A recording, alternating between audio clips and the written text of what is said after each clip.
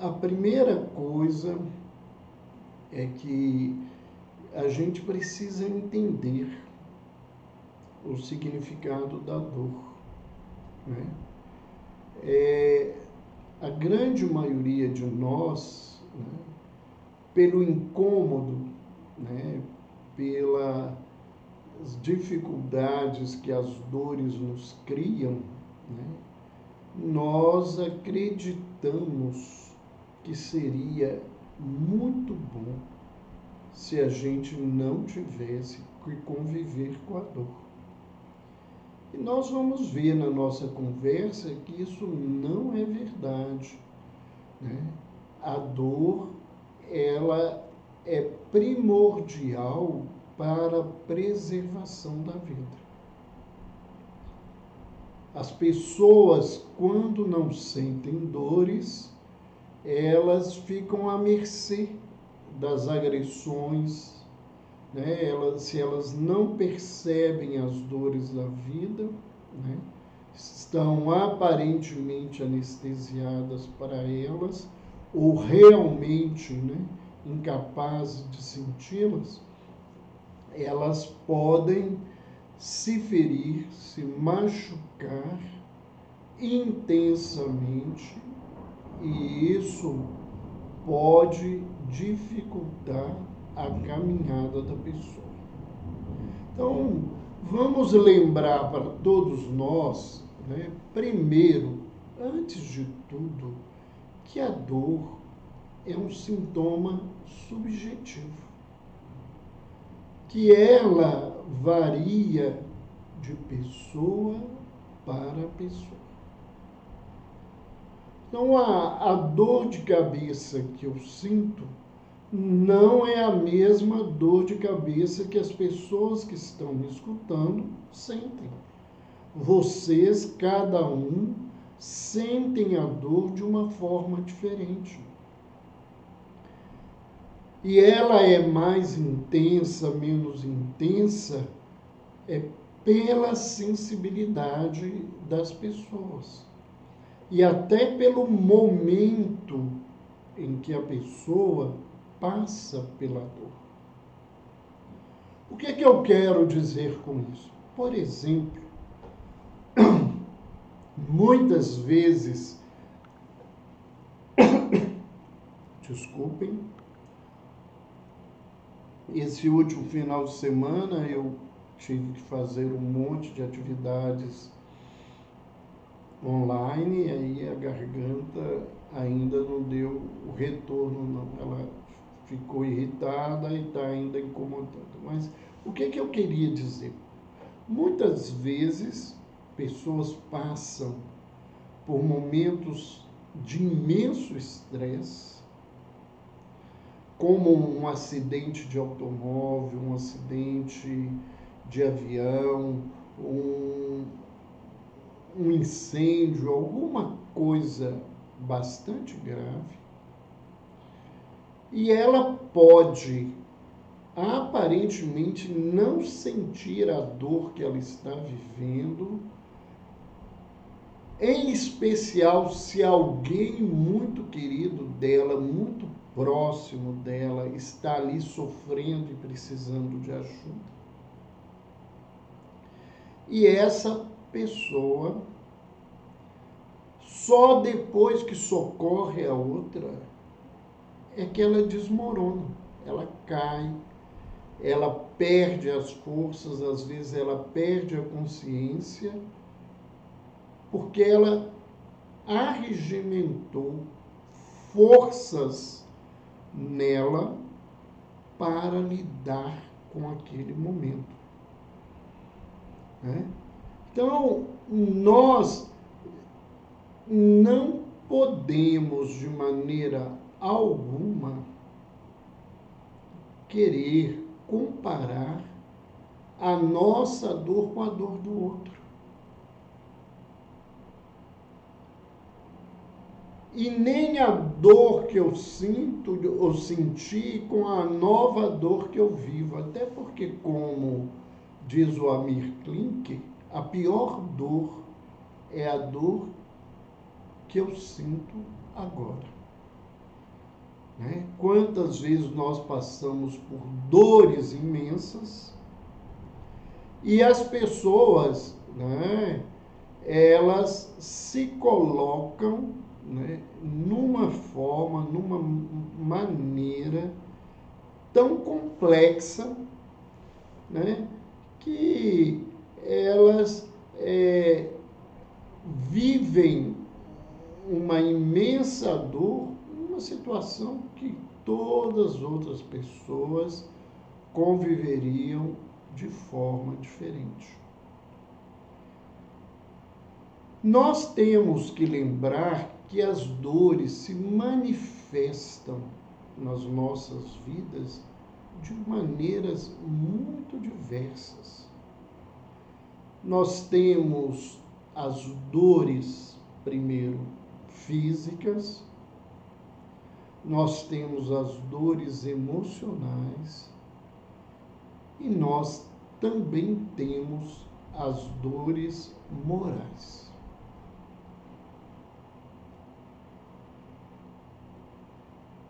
E as dores físicas, elas podem se manifestar de diversas formas, como uma grande pressão, latejante, dilacerante, parecendo que está te cortando, né, te furando, entre outras formas, né? Algumas pessoas, né, apresentam episódios de dor, é uma dor súbita, e tem pessoas que têm dores crônicas, que a dor a acompanha todos os dias da vida, todas as situações da sua caminhada, e tem pessoas que têm dores intermitentes, que vão e voltam, né, e são um desafio para a caminhada dessa criatura. As dores emocionais, elas estão relacionadas com a nossa apreensão e a nossa interpretação das coisas que acontecem na vida, né? Então, e principalmente, elas estão presentes nas relações das pessoas, e isso é um grande desafio, né? Viver a dois, viver em grupo, exige de nós, né, antes e acima de tudo, renúncia. E renunciar não é algo fácil, e muitas vezes esse renunciar causa imensa dor. Nós temos dores, né, emocionais pela empatia diante da dor do outro. Muitas vezes não é uma dor na nossa vida, mas é a dor em alguém que está ao nosso lado, ou a dor de alguém que eu não conheço, mas que diante do relato da dor dele, diante do que ele apresenta, né, isso me causa uma imensa dor. Quando acontecem essas tragédias, quando acontecem esses crimes hediondos, essas condutas, né, de situações bastante complexas, isso causa uma dor na pessoa. A pandemia, diante desse número enorme de mortos, de inúmeras pessoas sequeladas, né, as pessoas mais sensíveis, mais despertas, né, elas sentem uma dor diante dessa questão.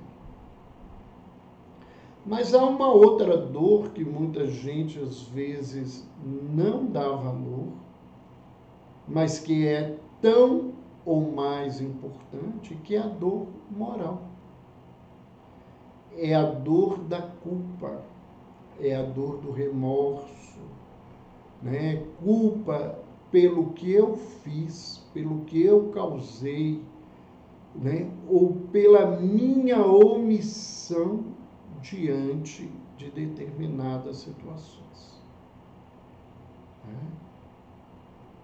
E muitas criaturas convivem com essa dor, né? Essa dor moral, a vida inteira, e às vezes escondida dentro deles, porque é algo que eles fizeram e que eles interpretam e certamente pode ser grave, e que as pessoas às vezes até desconhecem o contexto e a situação. A gente vê essa dor diante muito da partida de algumas pessoas, né? Ou do resultado funesto da nossa ação dentro da nossa comunidade, dentro da nossa família, no ambiente nosso de trabalho, resultando problemas para nós e para terceiros.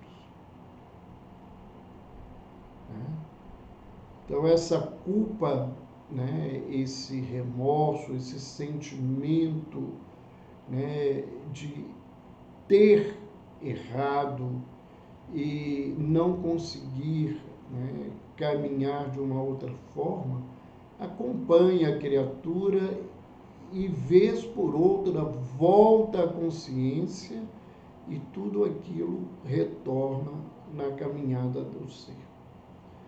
Nós vamos ver que, por exemplo, a dor moral, mesmo quando a pessoa é perdoada, se ela não se sente perdoada, se ela continua se condenando pelo que ela fez, a situação então fica bastante complicada, mas muito complicada mesmo. Então nós vamos ver aí, né, qual que é a dor que é pior? É a dor física? É a dor emocional? Ou é a dor moral? Nem sempre os estudiosos dão sentido à dor moral. Né? Eles buscam pesquisas, buscam coisas mais envolvidas com a questão da dor orgânica, né? Da dor que se origina do organismo, ou da dor emocional. Mas quem trabalha com saúde mental, quem lida com as questões das pessoas nas suas vivências, tem a clareza de quanto que a culpa e o remorso podem levar o indivíduo a um adoecimento e, pior do que isso, levar o indivíduo a boicotar todo tipo de ajuda, porque eles não se permitem na ajuda. Eles não se permitem sair desse lugar, dessa condição. Mas eu trago aqui uma pesquisa que foi feita e foi publicada na Psychology Today, né, um site sobre psicologia, que foi realizada por um pesquisador, Guy Winch, né, o Guy Winch, não sei como diria esse nome real, foi publicada em 20 de julho de 2014, aonde eles buscaram entender, né, essa diferença, perguntaram-se sobre isso e perceberam que a dor emocional é mais impactante na vida da criatura do que a dor física. Ou seja, que nós temos mecanismos melhores para caminhar diante de uma dor física do que a criatura tenha de recursos para lidar com uma dor emocional. E por que isso? Então, a primeira coisa que esse trabalho concluiu, e isso é muito importante a gente pensar, é que as nossas memórias, elas desencadeiam, né, a dor emocional que a gente tem. Mas lembrar das dores físicas não faz a gente sentir a dor física. Então, por exemplo, para ficar fácil para as pessoas entenderem, a dor da saudade, todas as vezes que eu lembro do objeto da minha saudade, né? Se a minha saudade é doída, né? Ela vai desencadear a saudade. Eu lembrar de quem eu quero, que eu gosto, que está distante, que eu não posso ver, ou que já partiu, né, desta vida para uma outra dimensão, isto, né, desencadeia essa dor. Lembrar que eu perdi o meu emprego há 3 meses e eu continuo desempregado, desencadeia essa dor. Mas eu lembrar que eu tive uma cólica renal em 2016, eu vou lembrar da dor, mas eu não vou sentir a dor renal. Então é essa a primeira lembrança que eles trazem. Uma outra questão que eles trouxeram, que é muito interessante, né, é que a gente usa uma dor física como distração para a nossa dor emocional. Um exemplo triste, né? São os pacientes que se automutilam. Quando nós perguntamos a eles por que eles se queimam, por que eles se cortam, né? Por que eles se ferem daquela forma, eles dizem que a dor emocional é tão intensa que quando eles fazem essas posturas, né, tomam essas atitudes, é como se a dor emocional saísse e aliviasse os seus seres. Se eu estou muito triste, muito chateado, muitas vezes as pessoas buscam tipos de exercícios mais pesados que provocam cansaço, um dolorimento no corpo, que também é uma forma de distração dessa dor emocional. Uma outra questão importante que a gente gostaria de refletir com vocês é que se eu estou com uma dor física, principalmente uma dor física de algo que se manifesta como doença e que é visível aos outros, por exemplo, eu estou com uma perna cortada, eu estou com uma grande lesão numa parte do corpo que é visível e que eu estou chorando de dor pela pressão que essa lesão está fazendo em mim, isto impacta as pessoas. Muito mais do que a tristeza do outro, né? Que a dor emocional que o outro carrega. E tem gente que nem percebe a dor emocional do outro. É alguém tão imaturo, tão insensível, né? Uma pessoa tão rude, que ela não vê a dor que o outro está sentindo. Né?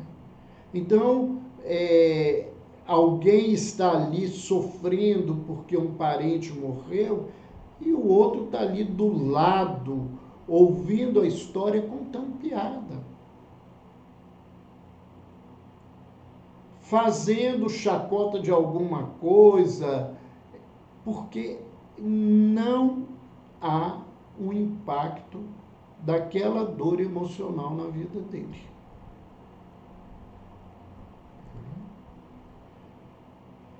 Para a gente ter uma ideia de quanto isso é grandioso em termos de comprometimento para a gente pensar na dor, né? O que assustou e marcou as pessoas, né, no 11 de setembro, foi os aviões impactando contra as torres, e as torres caindo, e as imagens daquelas pessoas, né, machucadas, sujas, apavoradas naquele sentido. Mas a dor emocional que sobrou daquilo ali, ela ficou com as pessoas que estavam ligadas, né? E muito com o povo americano, porque o nacionalismo americano utiliza-se dessas coisas para reunir as pessoas, principalmente para reunir as pessoas diante dos chamados inimigos, né? Porque essa cultura paranoica do povo americano, ela é uma verdade. Né? Então, eles são vítimas, perseguidos, têm inimigos para todos os lados. Né? Só que eles não são vítimas e eles se recusam, muitas vezes, de se questionarem por que eles criam e convivem com tantos inimigos dentro, né, do contexto da Terra. Né? Uma outra situação importante é que a dor emocional na minha vida, ela produz ecos da sua manifestação. O que eu quero dizer com isso? Né?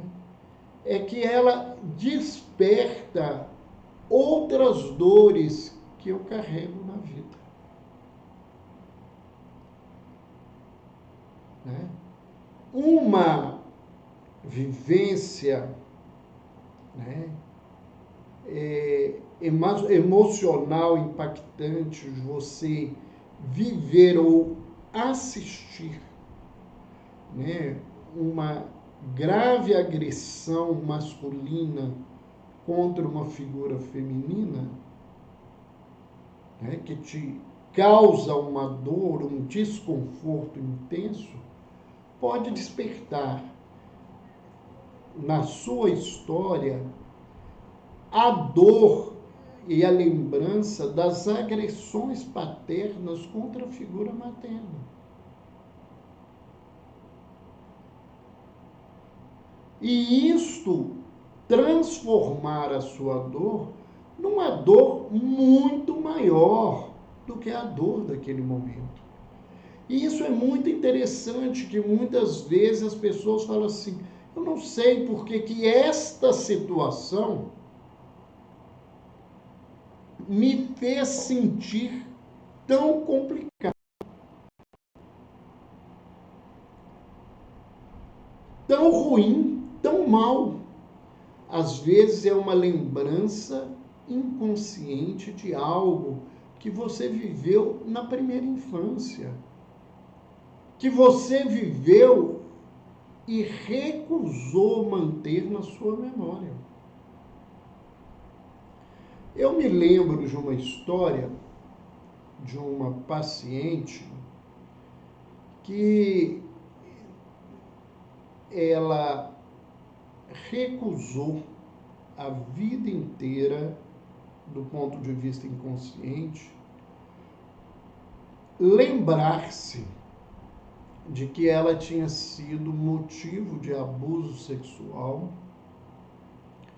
por um parente mais velho durante um período quando ela era bem menor. E quando mais tarde, né, ela teve acesso à informação que uma sobrinha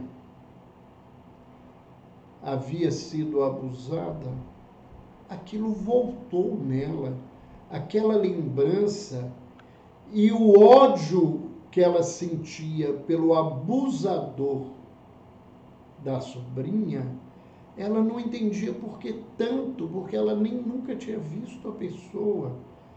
E só na terapia, porque essa lembrança ela estava ainda inconsciente, quando ela se permitiu a relembrar o abuso que ela havia sofrido, ela entendeu que ela tinha colocado naquela criatura o ódio, a raiva que ela sentia daquele tio, que tinha levado a ela aquele processo de dor tão intenso, né?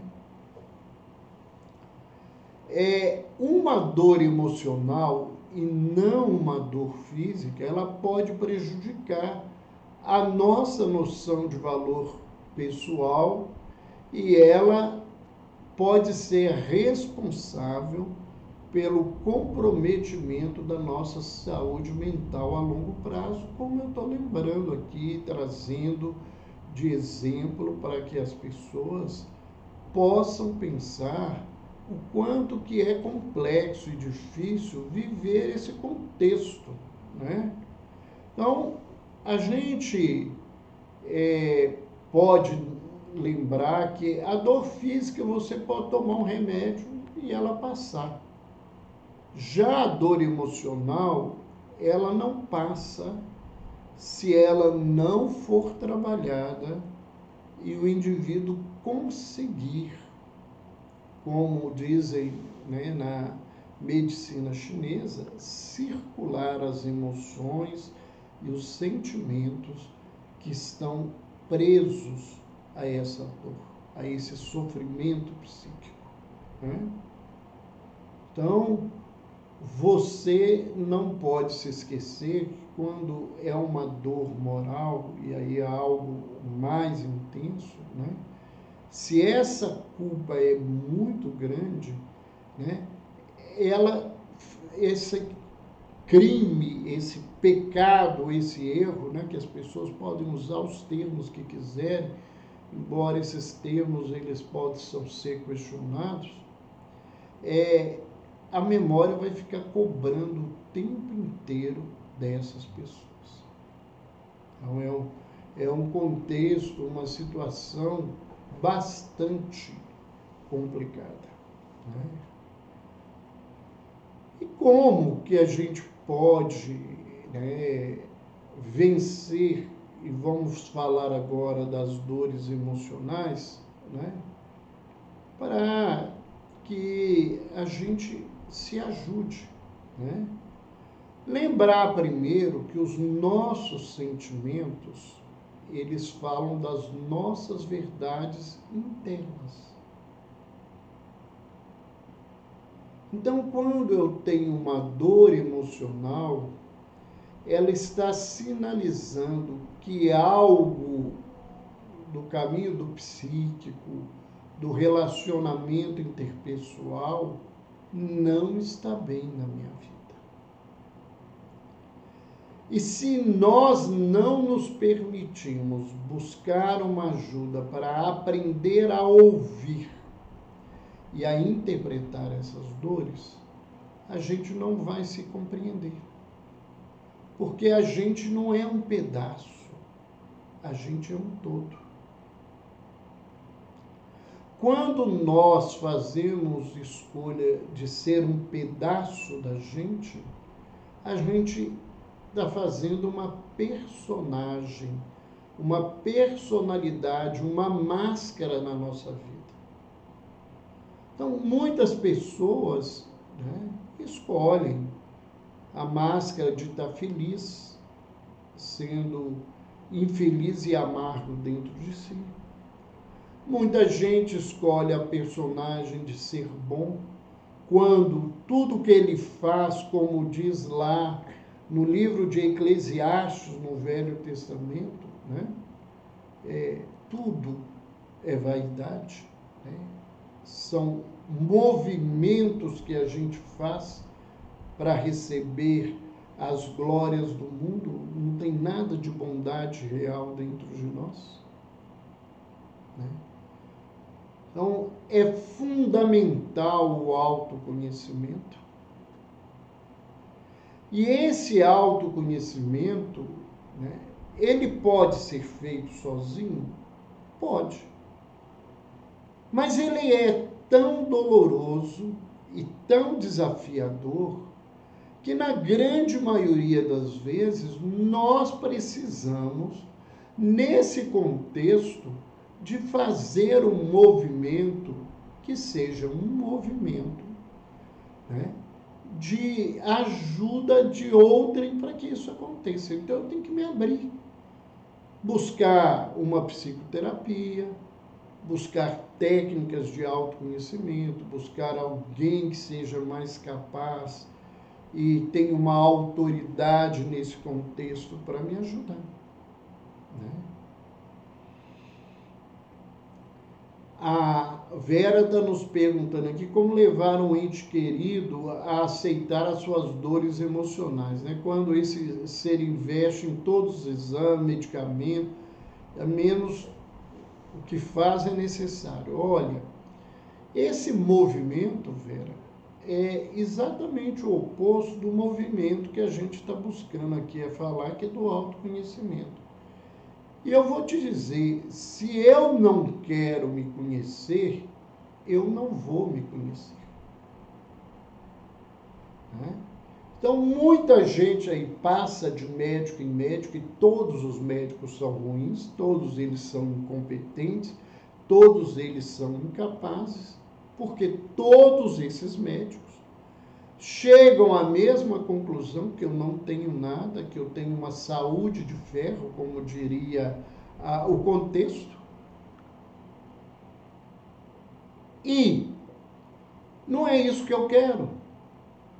Eu quero ter um câncer, eu quero ter uma doença para justificar o meu sofrimento, porque eu não quero lidar com a minha incompetência, eu não quero lidar com a minha incapacidade, eu não quero lidar com as coisas, né, que doem demais na vida. Você reconhecer que você é impotente,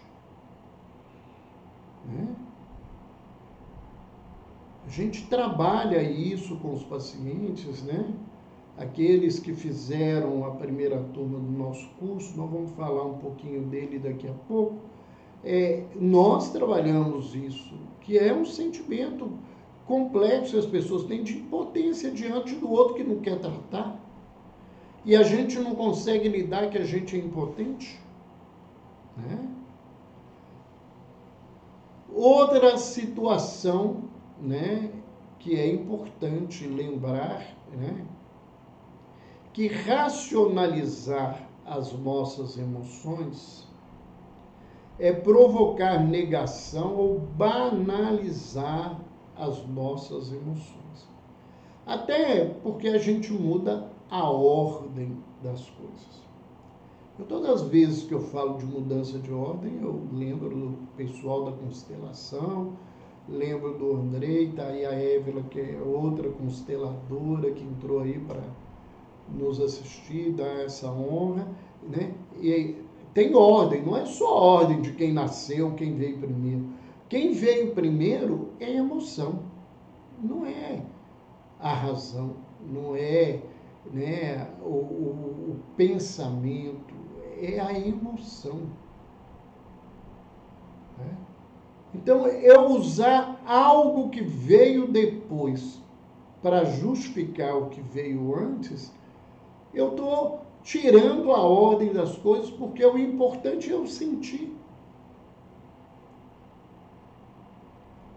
O desenvolvimento da inteligência não melhorou a condição moral e emocional da sociedade humana.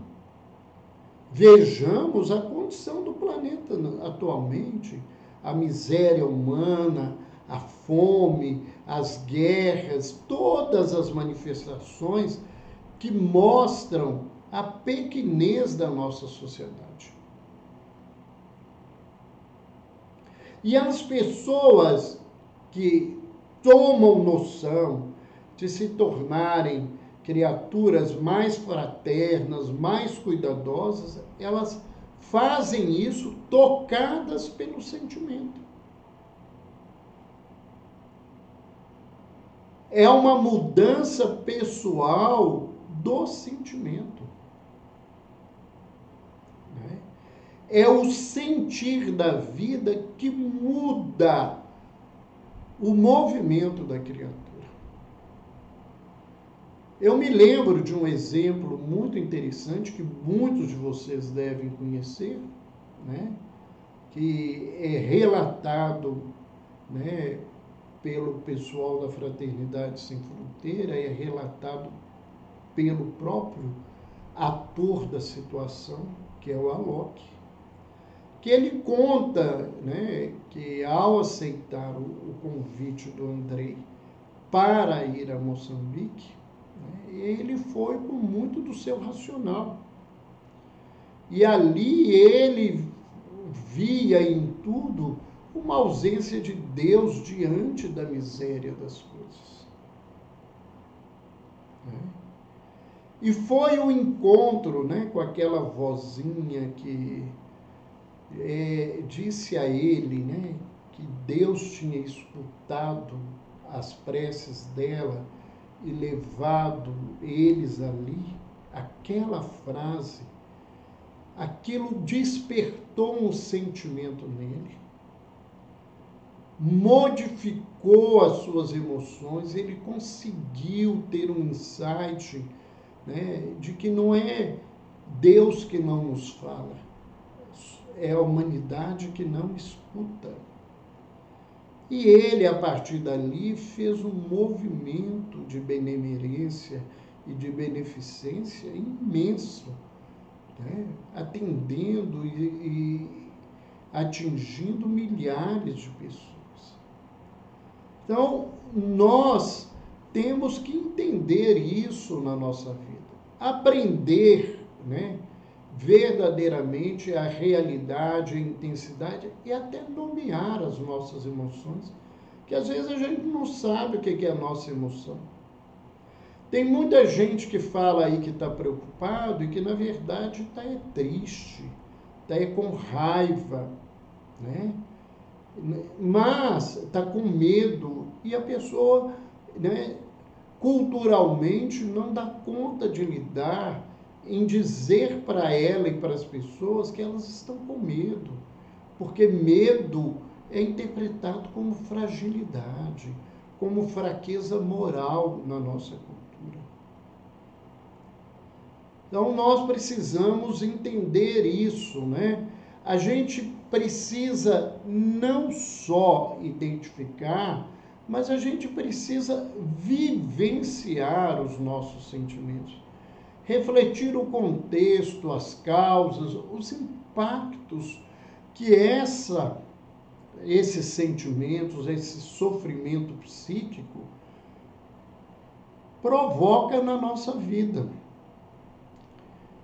É importante a gente aceitar a nossa falibilidade, que a gente é humano, que a gente é imperfeito, que a gente erra, né?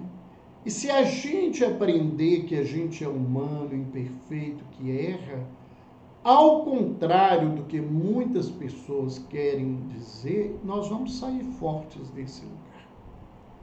Nós vamos estar mais fortes nessa condição. Né? Nós temos que lembrar, né, que os sentimentos, eles têm intensidade. E quanto mais atuais, eles são mais intensos. Né? A gente, para aprender a lidar com a dor, e a gente está falando aqui para quem está entrando pela dor emocional, a gente tem que ter o cuidado de não distorcer a realidade. Mesmo com uma dor física, se você exagera a sua dor física, né, a medida que o profissional pode tomar pode ser exagerada e te provocar reações complicadas, não porque ele errou, mas porque o seu desejo de ficar livre de dor aumentou a intensidade da dor em tal ponto que ele desistiu de dar uma dipirona e te dá uma morfina diante daquilo que você relata. Né? A gente precisa aprender a assimilar tudo na vida, seja agradável ou desagradável. Que é fácil? Não é fácil. Quantas vezes as coisas desagradáveis, né, a gente começa a reclamar na vida, né?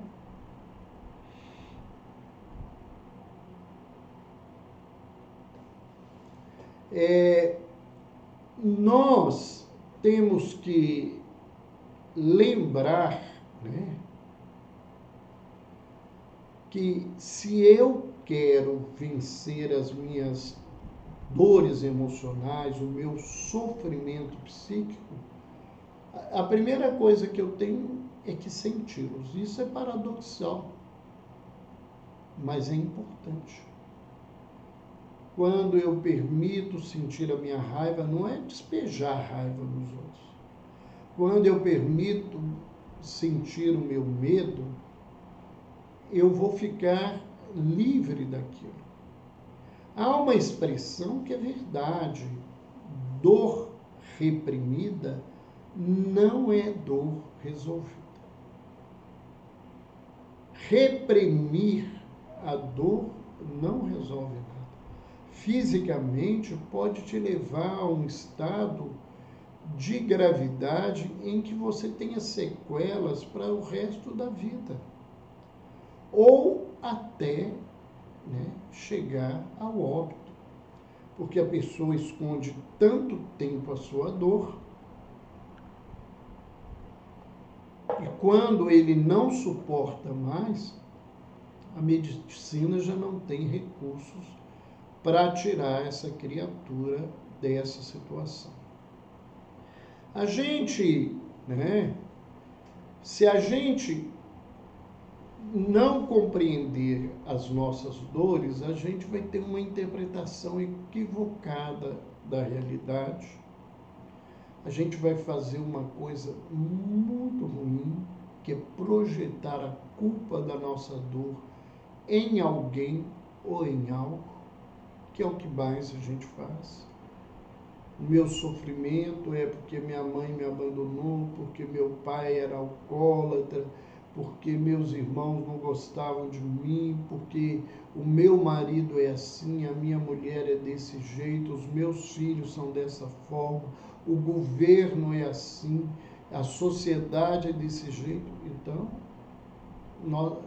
essas coisas nós não podemos mudar, nós não podemos atuar nelas. Então, isso é de uma infelicidade muito grande. Né?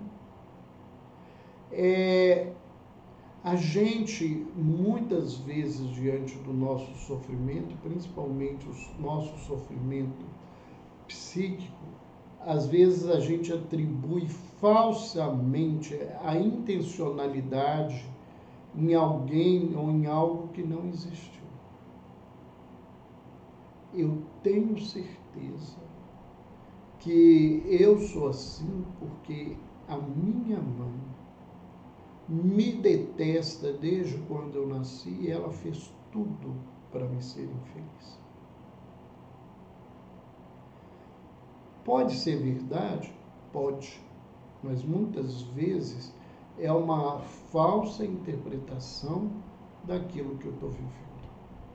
Porque quando eu tento reprimir essa dor, eu distorço os fatos. Ou eu agravo a dor, ou eu atenuo a dor de certa forma, né? Que a realidade não é a mesma. Né? Quando a gente não compreende nossas dores, às vezes a gente disfarça os sentimentos. Isto, né, num primeiro momento, pode parecer algo bom para que não tenha conflito, situação, mas o conflito fica interno. O mal ver continua dentro da criatura. Né? Então, a gente precisa tomar responsabilidade por aquilo que se encontra verdadeiramente em nós e que nós precisamos mudar no nosso contexto. Né? Então vamos dar umas dicas aí para ajudar a lidar com a dor. Né? Por exemplo, reconhecer e nomear a dor. Vamos aprender isso. Quais são as dores, quais são os sentimentos, as emoções, para a gente lidar, que tipo de dor que eu estou vivendo, é uma dor física, é uma dor emocional, é uma dor moral, é um conjunto de dores na minha vida. Se a dor está me angustiando intensamente, vamos tentar dar um tempo para a gente se acalmar, para rever o que está acontecendo com a gente. Muitas vezes, quando a gente se dá esse tempo, a gente, quando retoma a dor que a gente está vivendo, a gente vai fazer uma leitura diferente desse contexto na nossa caminhada. Outra coisa, vamos parar de exagerar a nossa dor, né? De reprimir a nossa dor. Vamos expressá-la no que ela é real. Porque esses dois polos da observação humana, eles só agravam as nossas situações. Quando a gente fala de dor emocional, há uma outra dica bastante importante. A gente precisa aprender a não ter expectativa, nem das reações dos outros e nem da mudança da realidade. Quanto mais expectativas nós carregamos das pessoas e das situações que estão ao nosso redor, maiores são as nossas frustrações, e isso transforma a nossa dor numa condição pior. Né? Eu vejo as pessoas, né, colocando expectativas na vida dos outros, que é muito triste. Né? Eu vou ser feliz se meu filho for um doutor. Né? Que obrigação que ele tem que ser doutor? Quem disse que ele quer ser doutor? Né? Quem te falou que ele tem condições de ser doutor? porque é um outro contexto, é uma outra observação que a gente tem que pensar. Olha, eu vou nessa festa e vou sorrir, fazer as coisas, para que a situação da família mude, todo mundo me trate bem. Necessariamente isso não vai acontecer. Até porque, às vezes, dessa atitude que mudou, atrás dela tem inúmeras atitudes ruins e que elas, para serem esquecidas ou transformadas, exigem das outras pessoas um esforço que ela, às vezes, não quer fazer ou ela não tem competência de fazer.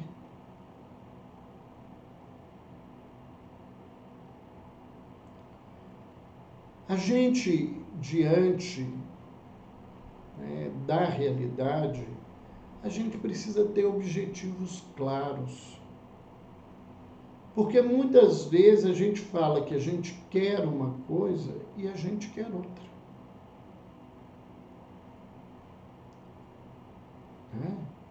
Muitas vezes eu digo que eu quero fazer algo porque eu quero me tornar bom, e na verdade eu estou fazendo aquele algo que é bom para o mundo e que me incomoda para que as pessoas me considerem bons.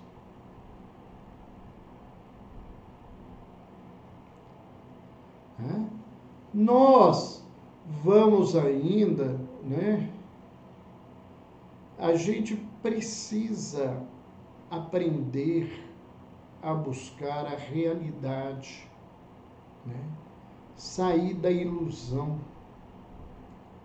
A ilusão é um movimento, segundo os ensinamentos milenares, e o budismo fala muito disso. A ilusão é um dos motivos do sofrimento humano.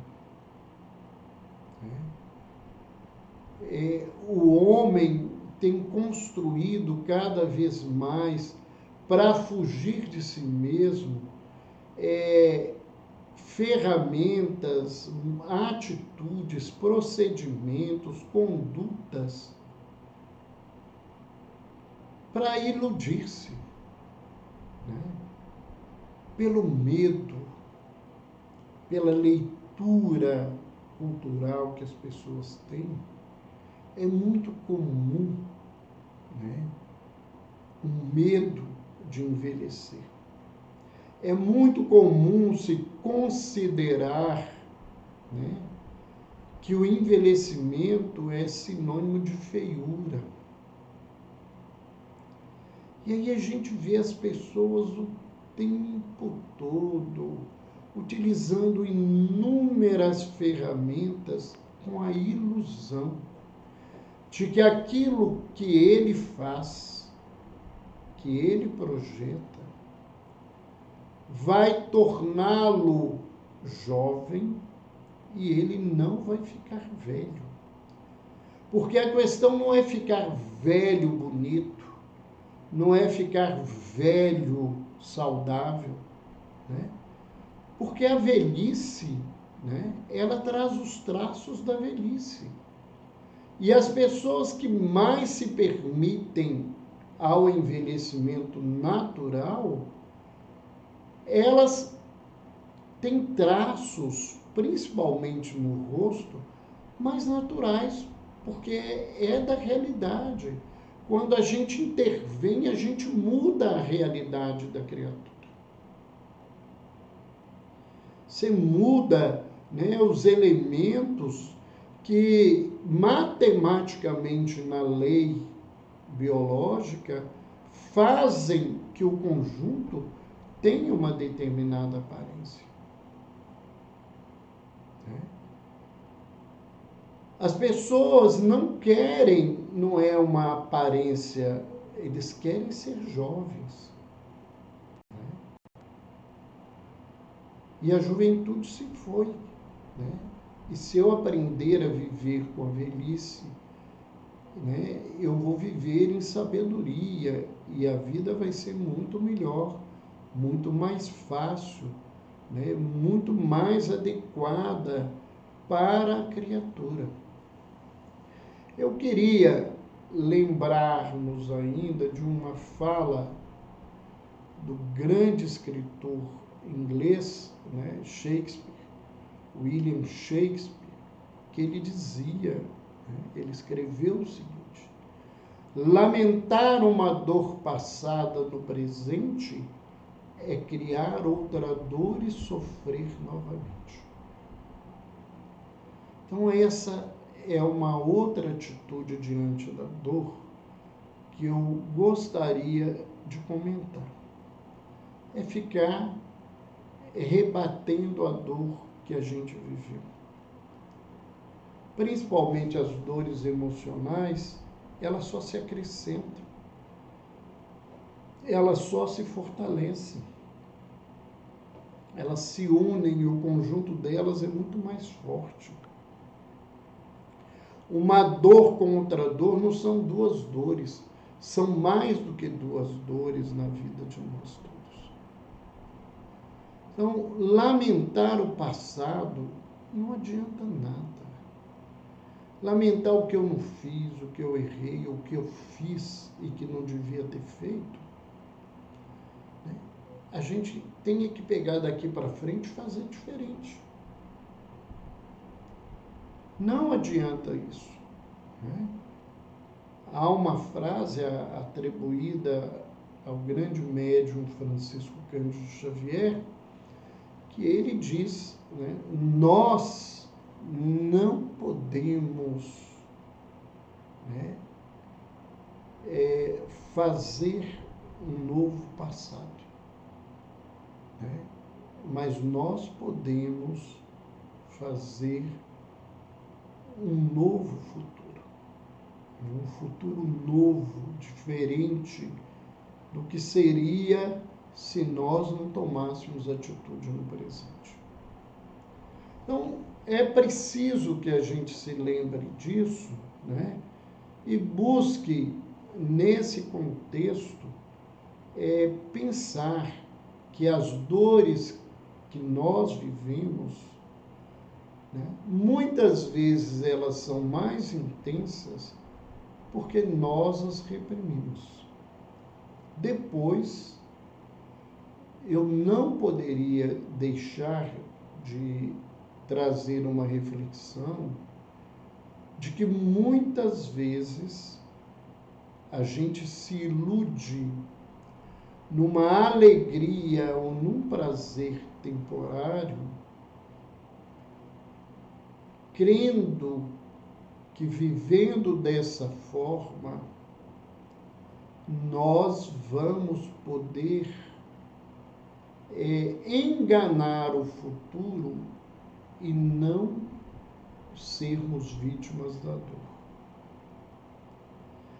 Epicuro, né, que é um dos grandes filósofos, né, da Grécia, ele, né, um estoísta, né, um dos grandes nomes do estoicismo, ele dizia: o prazer não é um mal em si, mas certos prazeres trazem mais dor do que felicidade. Então nós precisamos pensar que as nossas atitudes de aparente alegria e aparente felicidade podem produzir amanhã muito maior sofrimento, muito maior dificuldade nas nossas vidas.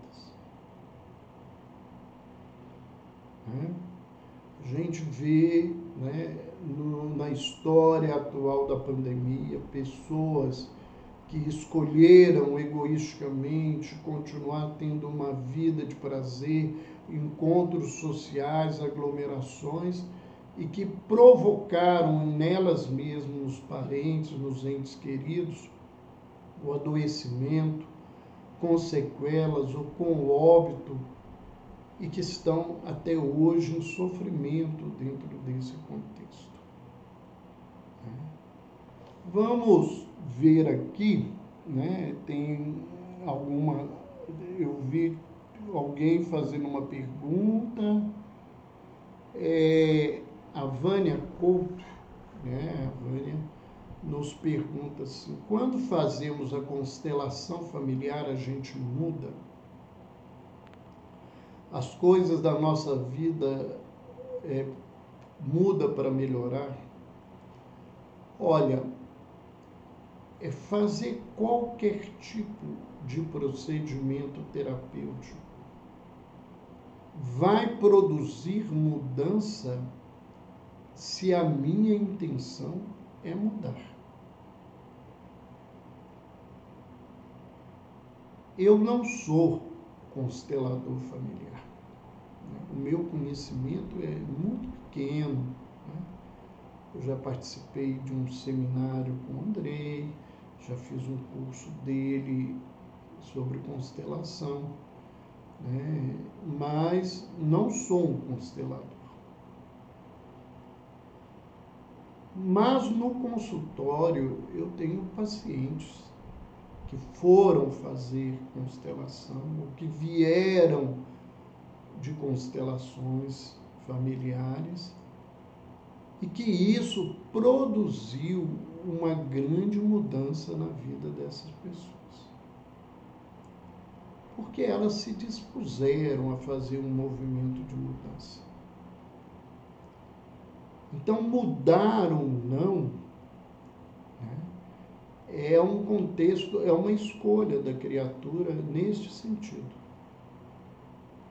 E eu vejo inúmeras pessoas fazendo inúmeros processos psicoterapêuticos, fazendo constelação familiar, fazendo regressões, fazendo hipnoterapia, fazendo tratamentos farmacológicos, homeopatia, fazendo acupuntura, tratamentos espirituais sem nenhuma mudança, porque não há esse propósito dentro da pessoa.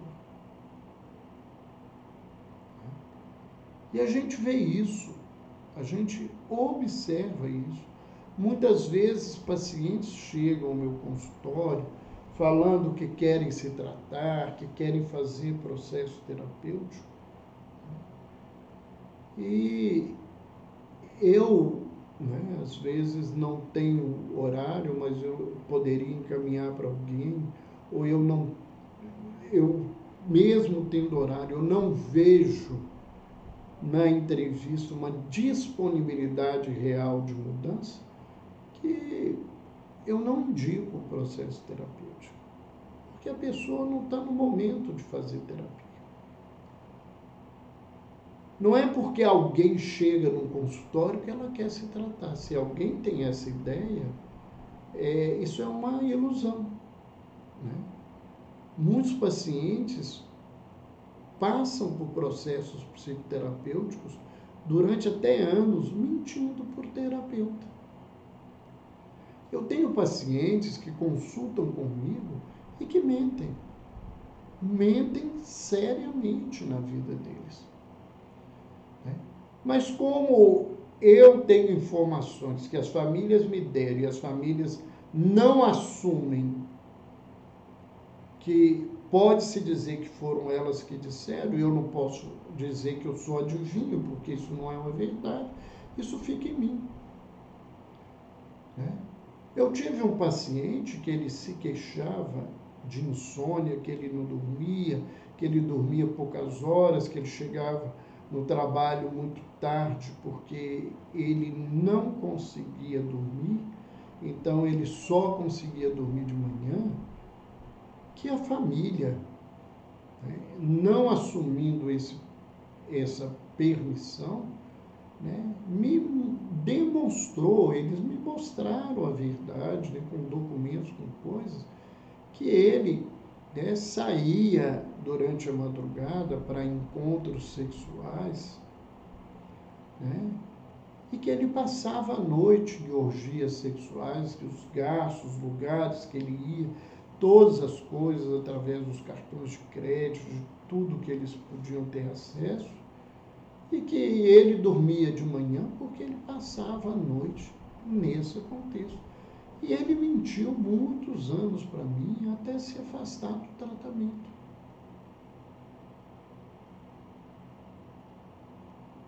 Né?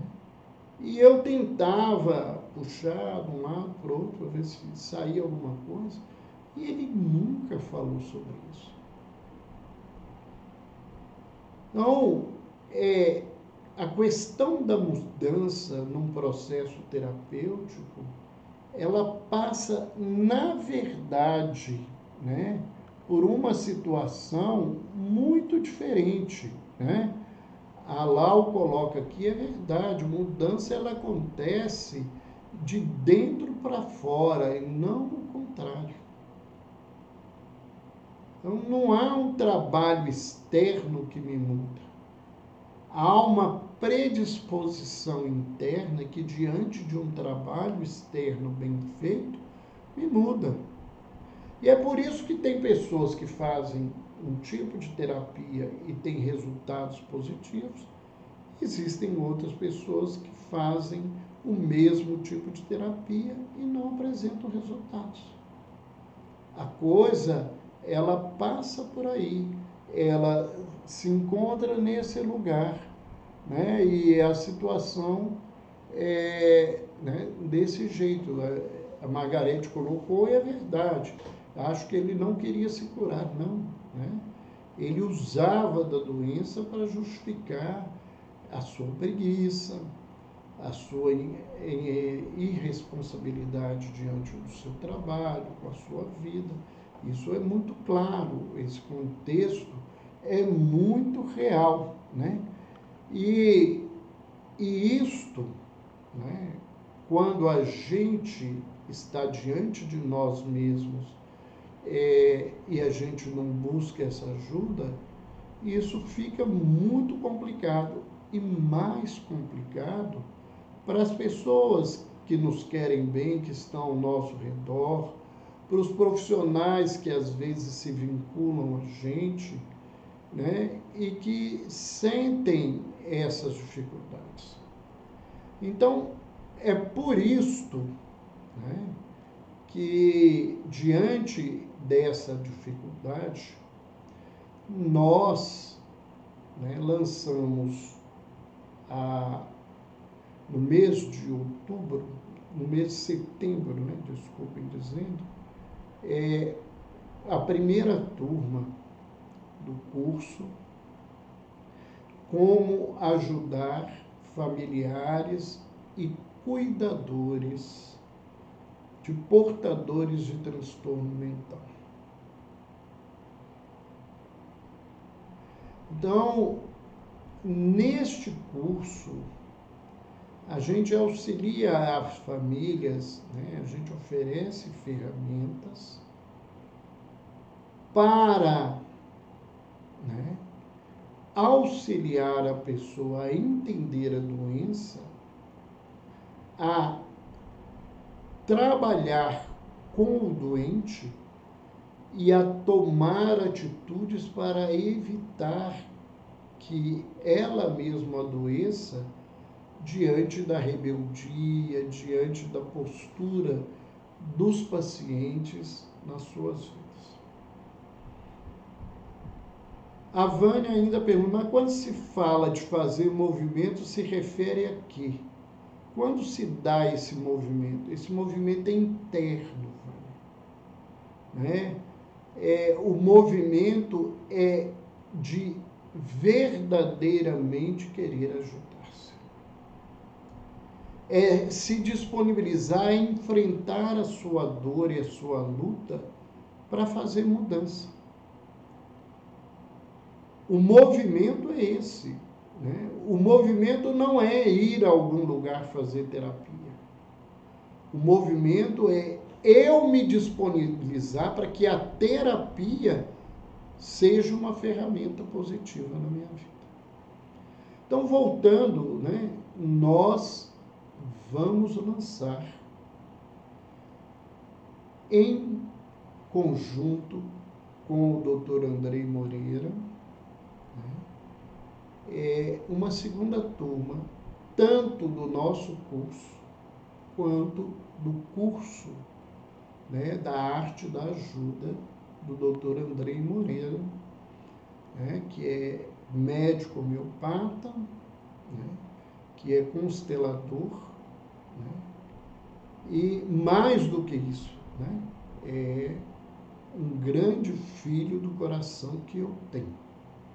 Então, amanhã, às 20 horas, eu e o Andrei vamos fazer uma live para que as pessoas possam pensar um pouco sobre isso e entenderem a importância que esses cursos têm para a vida de quem quer ajudar, seja em que sentido for, e quem quer ajudar os seus familiares que estão adoecidos.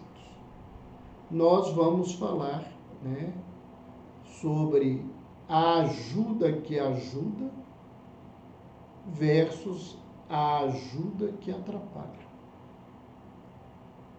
Então, nós estamos convidando a todos para amanhã, às 20 horas, através do meu Instagram, através do Instagram do Dr. Andrei Moreira. Né? Muitos de vocês já seguem o Dr. Andrei, vieram, inclusive, chegarem até nós, né, através dele, né? Então, nós vamos estar amanhã à noite, às 20 horas, falando, né, sobre esse tema. A ajuda que ajuda e a ajuda que atrapalha. Eu acredito, Vânia, que você vai entender um pouco o que é esse movimento da ajuda que não ajuda, né, ou que desajuda. Então, nós estamos convidando todos vocês, estamos agradecendo aqueles que gostaram. Essa live vai ficar no Instagram. Vocês podem depois, né, repostar, indicar para pessoas que vocês acham que ela pode ajudar, né? Ela vai brevemente pelo nosso canal de YouTube, né? Saúde Mental e Espiritualidade, né? @dr.robertolucio, onde nós estamos aos poucos colocando as nossas lives para que vocês possam acompanhar, né? Quem quiser, já tem várias lives no YouTube. Ele está aberto a todos, vocês podem assistir, né, marcarem lá se gostaram, né, se não estão inscritos, que se inscrevam, né, apertem o sininho para terem a sinalização da chegada de outras lives no canal, né? Então, mais uma vez, um beijo no coração de todos vocês. Boa noite. Como eu gosto de lembrar, durmam com os anjos.